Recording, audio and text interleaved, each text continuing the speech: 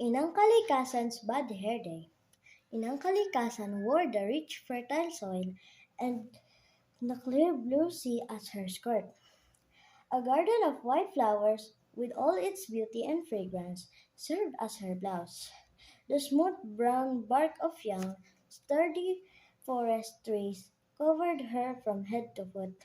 She had the beauty of nature and life on her face, and her hair was a globe of night as round as the earth. Branches and leaves sprouted from her head, and that is where Inang Kalikasan's problem lay. The branches and leaves attracted the birds that started making nests on Inang Kalikasan's head. She loved the company of birds and their songs, of course, but their nests messed up her hair. Straws, twigs, and bird poo began to fill her once beautiful head. She tried shooing the birds away, but they simply returned and built their nests when Inang Kalikasan slept. What should I do with this hair of mine? Inang Kalikasan asked the sun. I think birds are great, but not in my head. Have you tried covering it with a hat? The sun asked. My leaves will die if they don't catch your light. Oh, silly sun. And the rain cannot water my head if I wear a hat. Then teach the birds about cleanliness while they live on your head. Birds are free, dear son. I will not change their nature just to please myself. Then I am lost for more intelligent advice. Please forgive me, my queen without a crown. That's it, Inang Kalikasan said. You are very wise, oh bright, bright sun. I am, the sun scratched his head.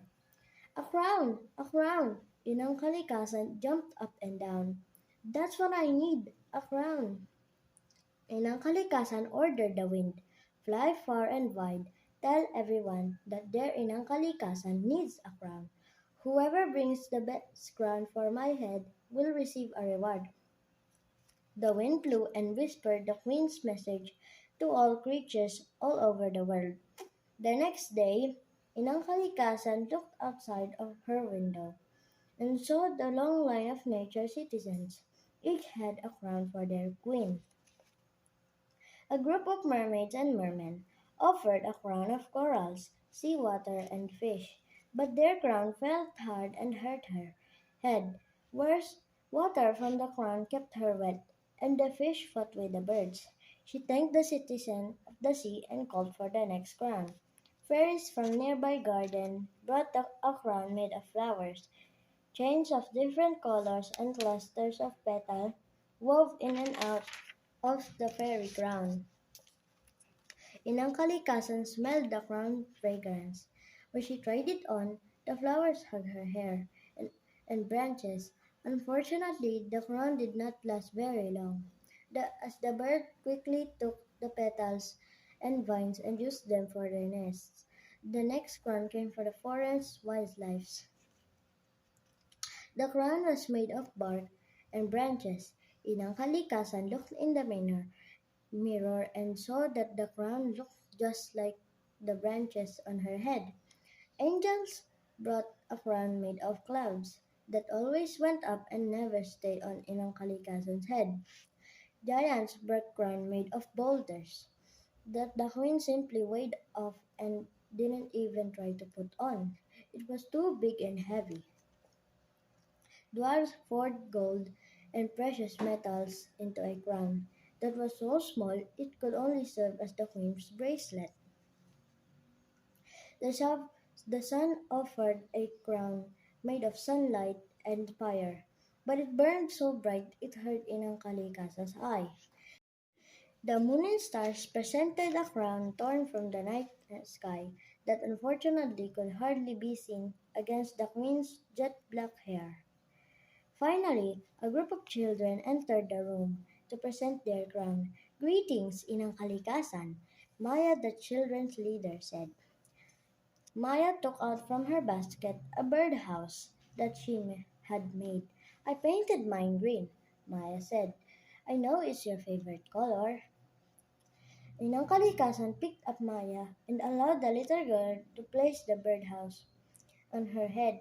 Before she could put down Maya, a bird had already claimed the first birdhouse. The other children followed Maya's lead, and each offered a birdhouse of a different color and shape. Each child carefully placed the birdhouse on Inang Kalikasan's head, and each was immediately occupied by another bird. After the last child placed his birdhouse on Inang Kalikasan's head, the queen looked in the mirror. Her crown accentuated the branches and leaves, made her head beautiful, cut her hair clean, and gave the birds a nice home. Inang Kalikasan smiled. I chose these children's gifts as my crown.